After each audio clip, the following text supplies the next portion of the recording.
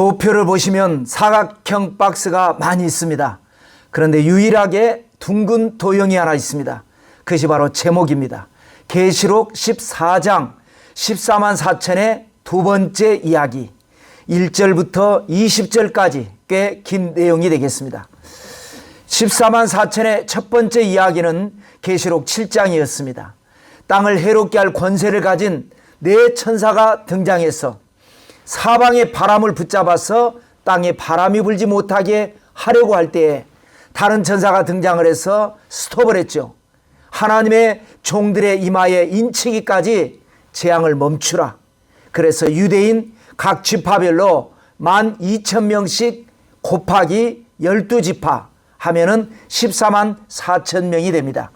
오늘은 계시록 14장의 14만 4천 두 번째인데 계시록 7장의 14만 4천과는 다른 사람들입니다.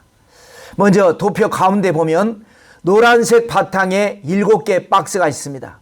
이것이 바로 계시록 14장 내용을 분류한 7가지 내용이 되겠습니다. 자, 그런데 7개 박스가 컬러가 두 가지가 되어 있습니다. 1번과 6번과 7번은 3개가 칠판색으로 되어 있고요. 2번, 3번, 4번, 5번 4개는 파란색으로 입혔습니다. 1번과 6번과 7번 3개는 영적인 추수에 관한 내용입니다. 자, 영적인 추수라고 하는 것은 뭐냐? 성도의 구원입니다.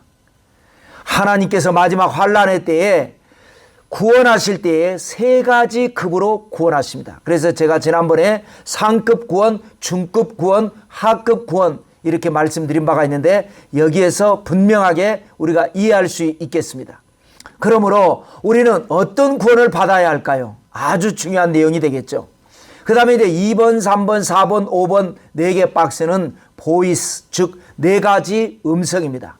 그런데 이것도 자세히 보시면 5번 박스는 앞에 3 박스하고 뭔가 조금 다릅니다. 앞에 2번, 3번, 4번 3개 박스는 테두리가 없습니다. 그런데 5번 박스는 하얀색으로 테두리를 입혔습니다. 3개의 박스는 천사의 보이스입니다. 그런가 하면 5번 박스는 하늘의 음성, 즉 하나님의 음성이기 때문에 표시를 했습니다. 자, 오늘 공부는 본문의 순서대로 나가는 것이 아니라 칠판색인 1번, 6번, 7번을 먼저 하고 그 다음 파란색인 2번, 3번, 4번, 5번을 이어서 하도록 하겠습니다. 오늘 공부의 핵심은 뭐냐? 종말에 모든 인류는 세 부류로 갈리게 된다. 나는 어떤 부류에 속한 사람이 되어야 할 것인가? 이러한 마음의 자세를 가지고 시작하겠습니다. 첫째로 처음 익은 열매, 상급 구원이 되겠습니다.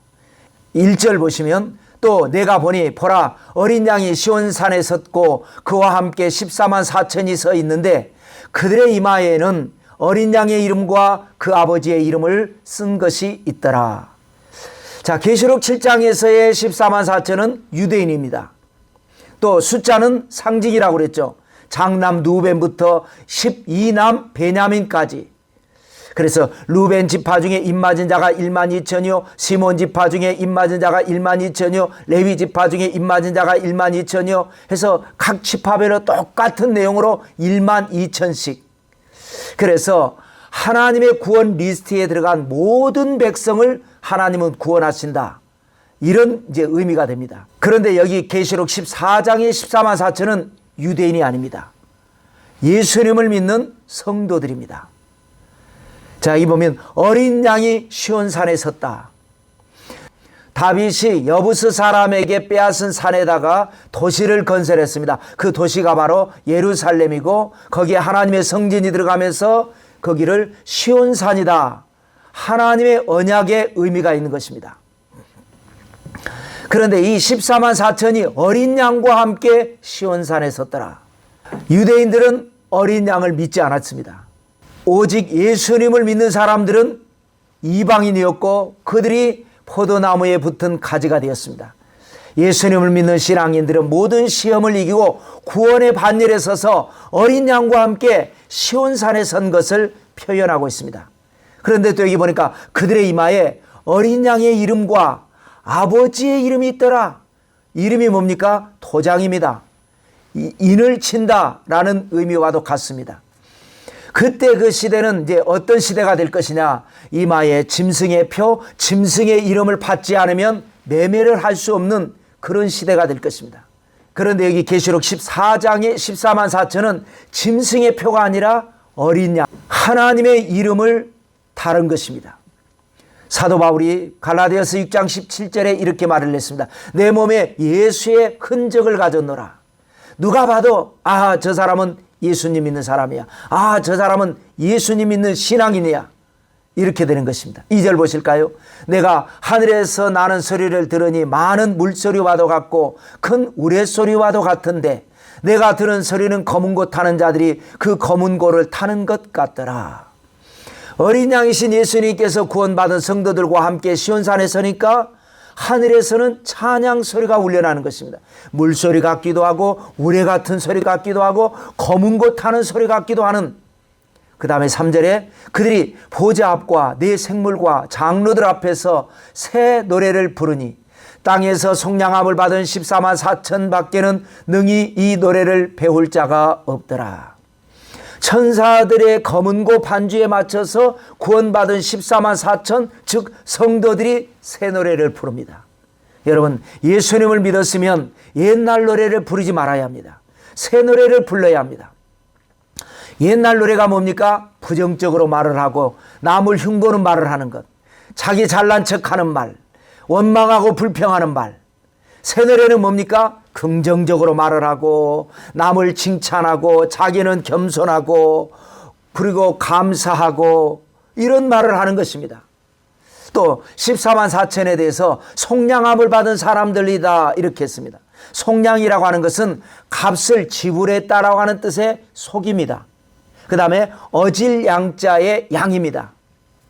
어질 양은 또 훌륭하다라는 뜻이 있습니다. 그러니까 가치가 없었던 죄인을 값을 지불을 함으로 말미암아 가치가 있는 사람, 훌륭한 사람으로 세운다. 이런 뜻이 되겠습니다. 여러분, 세상의 어떤 것으로도 죄인은 속량을 받을 수 없습니다. 오직 하나님의 아들 예수 그리스도의 피로 말미암아 속량함을 받는 것입니다. 어떤 죄를 지었든지 예수님의 피로 말미암아 깨끗하게 되는 것입니다. 그래서 이제 속량함을 받은 14만 4천은 바로 예수님을 믿는 신앙인 성도가 되는 거죠. 이 14만 4천도 숫자는 상징입니다. 그러니까 많은 사람, 믿는 자 모든 사람. 그 다음에 중요한 것은 4절과 5절인데요. 이 사람들은 여자와 더불어 더럽히지 아니하고 순결한 자라. 어린 양이 어디로 인도하든지 따라가는 자며 사람 가운데서 속량함을 받아 처음 익은 열매로 하나님과 어린 양에게 속한 자들이니 그 입에 거짓말이 없고 흠이 없는 자들이더라. 상급 은혜를 받은 성도들의 신앙의 모습입니다. 여자와 더불어 더럽히지 아니한 자. 여자는 음녀를 말을 하죠. 성경에서 음녀는 하나님 외에 다른 것을 믿게 하는 영적인 의미의 음녀, 여자를 말하는 겁니다. 그래서 순결하고 흠이 없는 신앙, 그래서 상급 은혜를 받는 겁니다. 그래서 어린 양이 어디로 인도하든지 그냥 아멘하고 따라가는 순종신앙, 순결하고 그래서 순종하고. 여러분, 왜 거역하는지 아세요? 불순물이 남아있어서 그렇습니다. 바벨론에 의해서 나라가 망했을 때 끝까지 애국과 동맹을 맺어서 대적했던 사람들은 죽거나 포로가 되고 그래서 노예가 됐습니다. 그러나 다니엘과 같은 불의의 사람들은 망하는 것도 하나님의 뜻이고 포로로 끌려가는 것도 하나님의 뜻이다. 이 모든 것은 다 우리가 잘못해서 저질러진 것이므로 우리는 하나님이 주신 이 벌을 달게 받아야 된다 해서 바벨론의 포로로 끌려갔지만 거기에서 왕립학교에서 공부를 하고 총리가 되고 하나님 영광을 위해서 살다가 나라가 다시 70년 만에 돌아와서 재건할 때에 중요한 밑받침 역할을 한 것입니다. 또 사람 가운데서 속량함을 받아 처음 익은 열매로 하나님과 어린 양에게 속한 자들, 그래서 첫 열매 신앙입니다. 이것이 바로 상급 은혜의 비결입니다. 자, 두 번째, 땅에 익은 곡식 중급 구원입니다. 지금 우리는 5절까지 나누고 다시 14절로 훌쩍 뛰어 넘어온 것입니다. 주제별로 이해하기 위해서. 14절 보면 또 내가 보니 흰 구름이 있고 구름 위에 인자와 같은 이가 앉으셨는데 그 머리에는 금면류관이 있고 그 손에는 예리한 낫을 가졌더라. 구름 위에 인자와 같은 이가 있다. 예수님입니다. 구름을 창조하신 하나님 위에 누가 감히 구름을 타고 다닙니까? 예수님 머리에 뭐가 있습니까? 금면류관, 승리를 의미합니다. 십자가 승리, 부활의 승리. 우리가 전에 계시록 12장 공부할 때에 하늘에서 전쟁이 있었습니다. 그래서 미가엘과 용이 싸워서 결국 용 곧 사탄이 져서 하늘에서 있을 곳을 얻지 못하고 땅으로 내쫓겼습니다. 그래서 태초에 아담이 옛 뱀에게 잃어버린 모든 권리를 다시 찾아주시는 것입니다. 중요한 것은 뭐냐? 예수님의 손에 예리한 낫이 있더라. 낫은 곡식을 추수하기 위한 도구입니다. 15절에 또 다른 천사가 성전으로부터 나와 구름 위에 앉은 이를 향하여 큰 음성으로 외쳐 이르되 당신의 낫을 휘둘러 거두소서 땅의 곡식이 다 익어 거둘 때가 이르렀음이니이다 하니. 자, 구름 위에 앉아 계신 예수님에게 천사가 이렇게 말을 하죠. 큰 소리로 주님 낫을 휘둘러서 거두십시오. 여러분, 낫이라는 단어도 그렇고 휘두른다라고 하는 표현도 그렇습니다. 아까 첫 열매 거둘 때와고는 사뭇 다릅니다. 거칠고 위험스럽습니다. 그러면서도 기술적으로 추수를 하는 것이죠. 땅의 곡식이 다 익어 거둘 때가 이르렀습니다. 여러분, 세상 만사가 다 때가 있습니다. 지금 우리는 예수님 믿고 우리의 신앙이 장성한 분량에 이르기까지 시험과 유혹을 참고 견디면서 기다리고 있는 중입니다. 잘 참고 견딘 영혼은 첫 열매로 하나하나 소중하게 따서 하늘나라에 올라가는 것이 바로 뭐냐? 환난이 오기 전에 올라가는 14만 4천이 됩니다. 그런가 하면 제대로 참지 못했지만 그러면서도 시간이 지나면서 견딘 영혼들이 있습니다. 중급 은혜입니다. 그들은 낫을 휘둘러서 거두는 땅의 곡식입니다.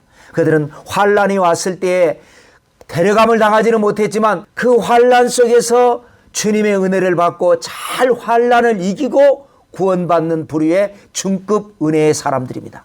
16절에 구름 위에 앉으신 이가 낫을 땅에 휘두르매 땅의 곡식이 거두어지니라. 천사가 요청을 해서 주님 거두십시오 했을 때 주님께서 그 신호에 맞춰서 낫을 땅에 휘두르매 거두어집니다. 여러분, 쓸데없는 걱정이지만 휘두르는데 안 거두어지면 어떡합니까? 그런데 거두어진 것입니다. 첫 열매보다는 못하지만 그래도 제대로 익었고 그래서 제대로 거두어지는 것입니다. 그 다음에 이제 세 번째입니다. 땅에 익은 포도입니다. 하급 구원입니다. 17절 또 다른 천사가 하늘에 있는 성전에서 나오는데 역시 예리한 낫을 가졌더라. 이번에는 예수님이 아니라 천사가 등장을 하는데 그의 손에 예수님과 같이 예리한 낫이 있습니다. 주님은 구름 위에서 추수하시는데 천사는 성전에서 추수를 합니다. 급이 다릅니다. 18절에 또 불을 다스리는 다른 천사가 제단으로부터 나와 예리한 낫 가진 자를 향하여 큰 음성으로 불러 이르되 내 예리한 낫을 휘둘러 땅의 포도송이를 거두라. 그 포도가 익었느니라 하더라. 자, 낫을 가진 천사 외에 다른 천사가 등장하는데 그 천사는 불을 다스리는 천사. 불을 다스린다라는 것은 심판을 의미합니다. 땅에 익은 포도는 심판을 통해서 구원받는 하급 은혜를 여기에서 설명하는 것입니다. 그래서 이제 불을 가진 천사가 낫을 가진 천사에게 내 예리한 낫을 휘둘러 땅에 포도송이를 거두라. 그 포도가 익었느니라. 곡식이 아니라 포도입니다. 상급 은혜는 첫 열매고 중급 은혜는 익은 곡식이고 이제 여기에서는 하급은 포도송이라고 했습니다.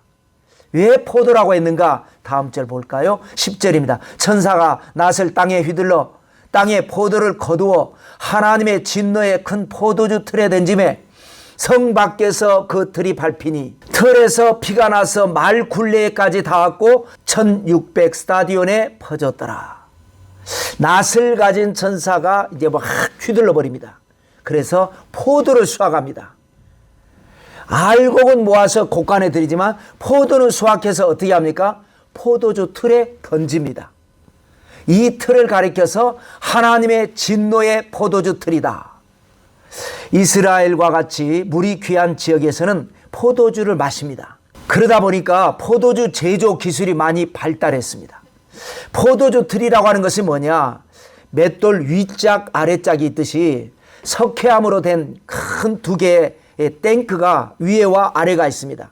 마치 드럼통을 이렇게 잘라서 엎어놓은 것과 같은 그런 큰 돌로 된 탱크입니다. 위에 하나 있고 밑에 하나 있습니다. 그래서 그 위에다가 포도를 넣고 발로 밟습니다. 그러면 그 즙이 아래 통으로 쭉 내려옵니다.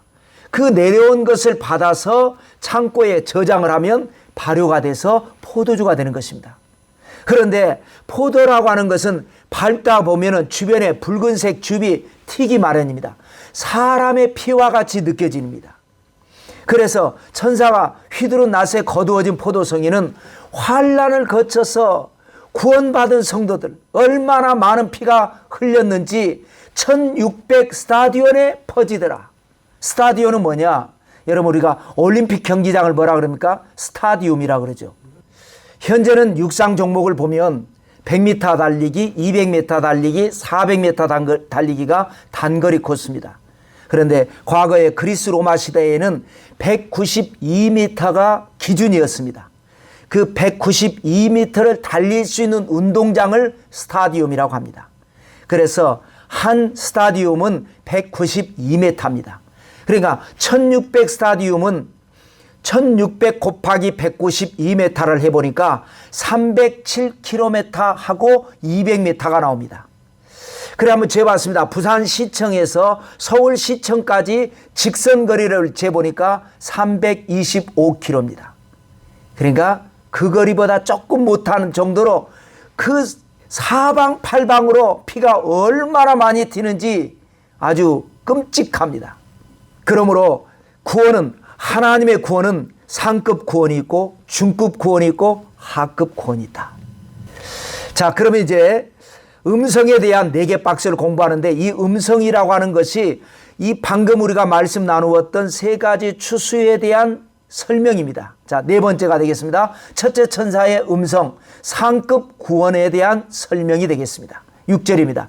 또 보니 다른 천사가 공중에 날아가는데 땅에 거주하는 자들 곧 모든 민족과 종족과 방언과 백성에게 전할 영원한 복음을 가졌더라. 또 다른 천사, 복음을 가진 천사.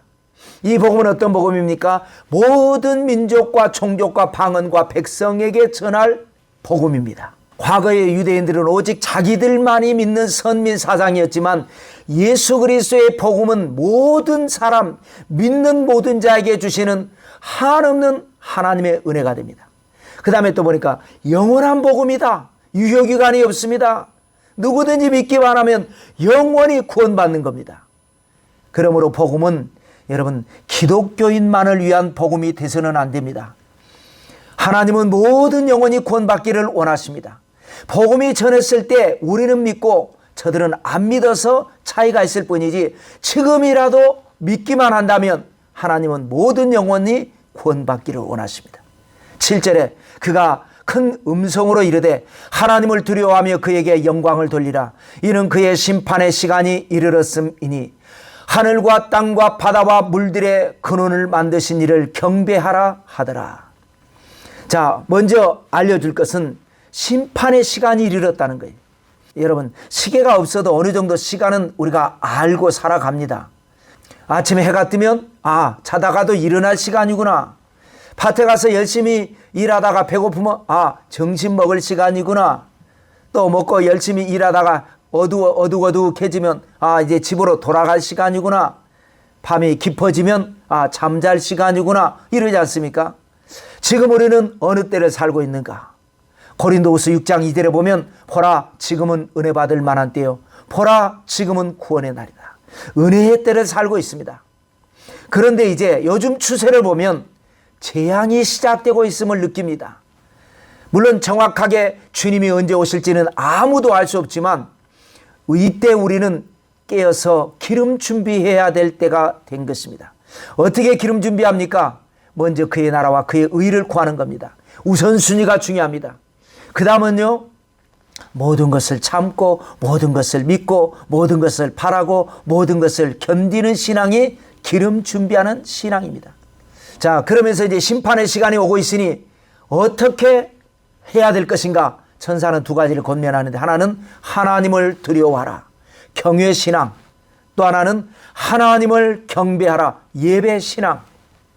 복음을 먼저 받아들인 우리의 좋은 점과 나쁜 점이 있다면, 좋은 점은 뭘까요? 상급 은혜를 받게 될 것입니다. 잘 믿어서, 열심히 믿어서 환난을 거치지 않고 구원받게 될 것입니다. 그런가 하면 나쁜 점도 있습니다. 잘 믿는 사람과 비교해서 내가 더 열심히 믿어야 되겠다 해야 되는데, 안 믿는 사람과 비교해서 자기도 모르게 영적 자만심을 가질 경우가 있습니다. 이게 나쁜 점입니다.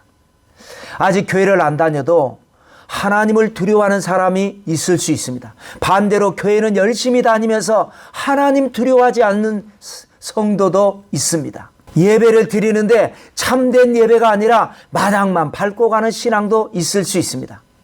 신앙생활은 동아리 활동하듯이 하면 안 됩니다. 여러분, 운동선수들이 실력이 갑자기 저하되면 뭐라고 합니까? 코치가 폼을 고치라고 합니다. 그동안에 잘 하다가 폼이 흐트러졌다. 폼을 고치지 않으면 옛날 실력이 나오지 않는다. 여러분, 인생도 마찬가지고 신앙도 마찬가지입니다. 자세가 중요합니다.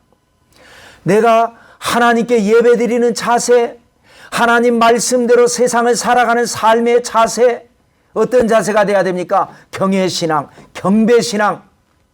그럴 때에 상급 은혜를 받고 환난이 오기 전에 데려감을 당하는 역사가 일어납니다. 다섯 번째는 둘째 천사의 음성입니다. 이거는 중급 구원의 설명이다. 근데 사실 이 말씀은 중급 구원에 대한 설명인지 사실은 명확하지는 않습니다.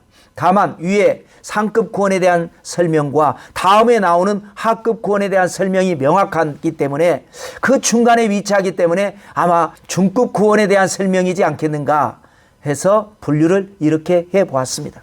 자, 중급 구원이 뭐라고요? 환난이 올 때 데려감을 당하지는 못했지만 그러나 환난의 시대를 살면서 하나님의 보호에 인침을 받은 은혜를 말하죠. 8절 보시면, 또 다른 천사 곧 둘째가 그 뒤를 따라 말하되 무너졌도다 무너졌도다 큰 성 바벨론이여, 모든 나라에게 그의 음행으로 말미암아 진노의 포도주를 먹이던 자로다 하더라.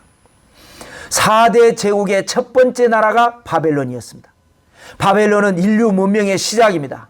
인본주의의 시작이고 하나님의 백성들을 억압하기 시작한 문명이었습니다. 이제 우리가 앞으로 공부를 하다 보면 계시록 18장이 바로 본격적으로 바벨론 심판에 대한 말씀이 나오는데, 그때 가서 공부하도록 하고요.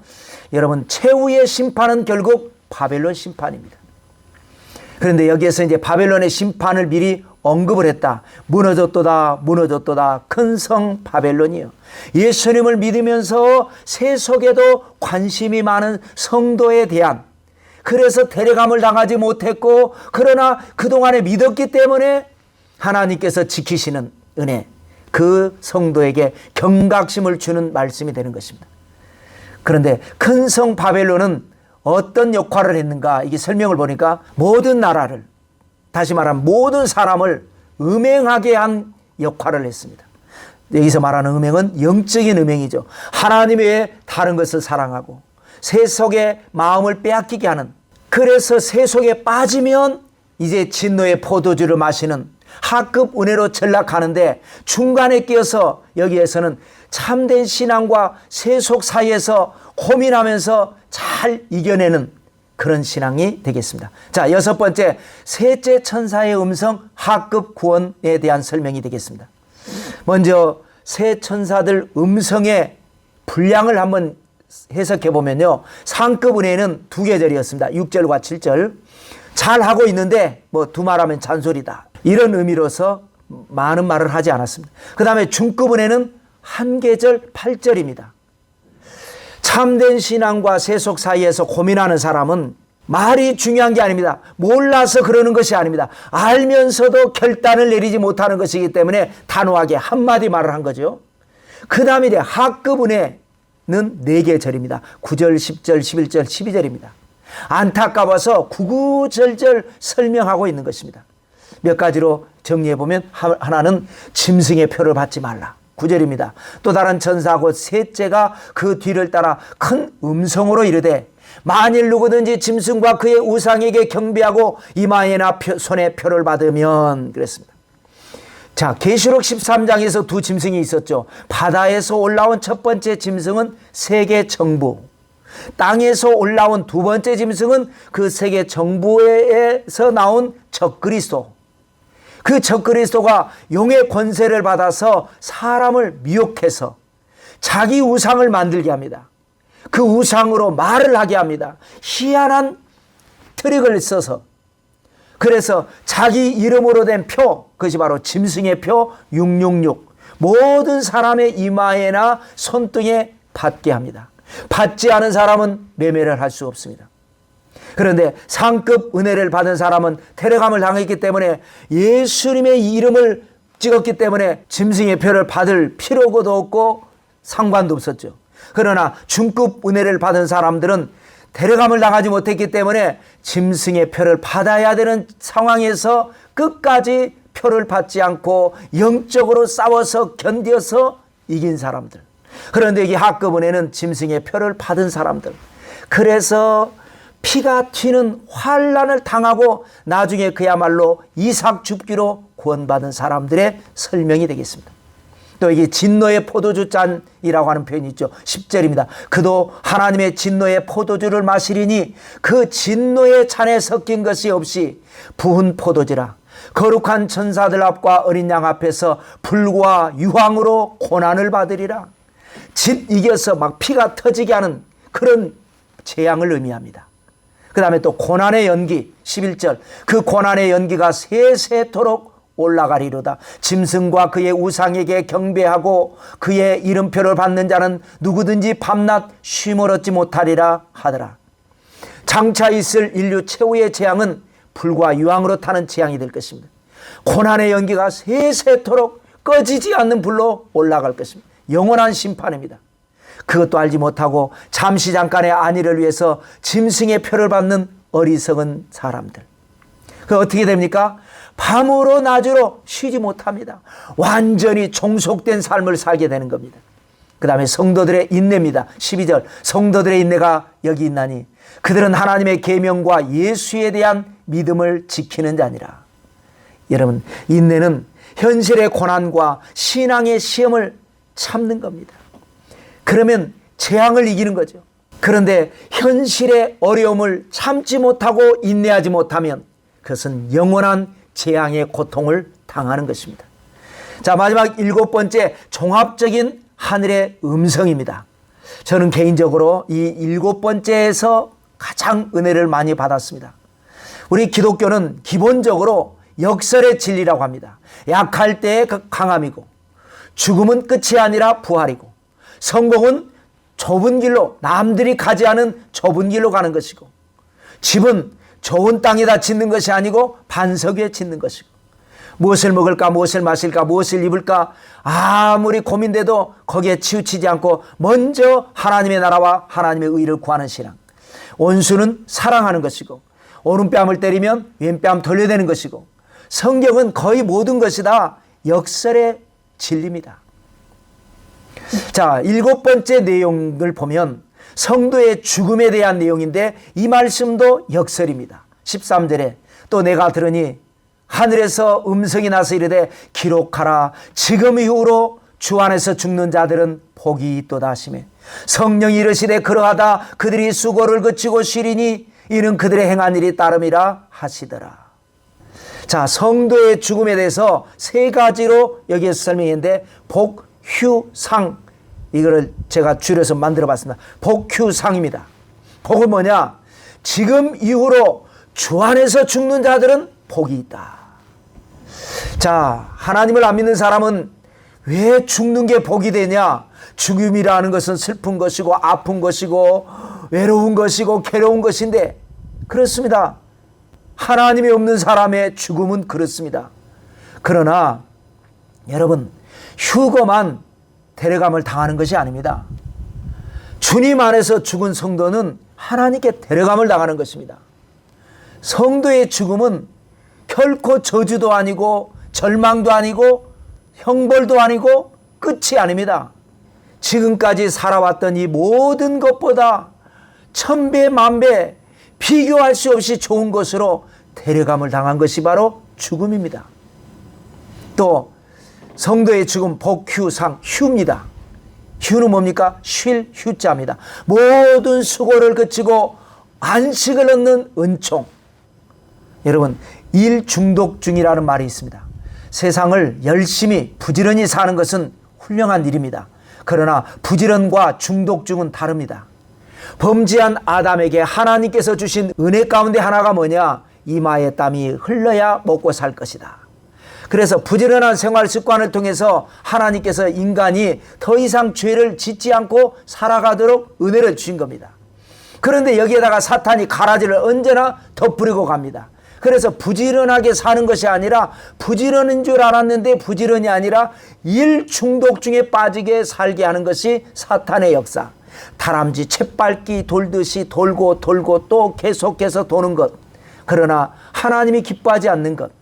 그런데 여러분, 하나님은 사랑하는 성도들을 데려다가 환난을 벗어나 근심이 없게 하신 하나님입니다. 모든 수고와 슬픔을 이기고 승리하게 하시는 하나님이십니다. 우리는 엿새 동안 힘써 열심히 살되 일회째에는 모든 일을 다 내려놓고 하나님을 예배하면서 충전을 하고 열심히 살면서 쉬고 열심히 살면서 즐기고, 이것이 바로 하나님이 주시는 복 중에 하나입니다.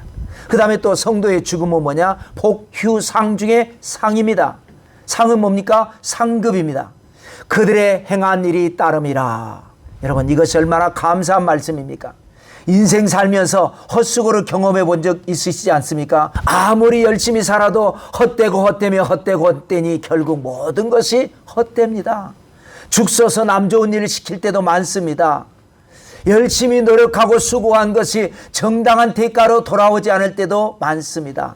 그러나 주 안에 있는 하나님의 사람은 모든 일이 하나님이 역사해 주셔서 결과적으로 합력해서 선을 이루어서 상을 주시는 하나님의 은혜, 이것이 바로 믿는 자들에게 주시는 은혜입니다. 이것이 하나님의 언약이고 성령의 능력입니다.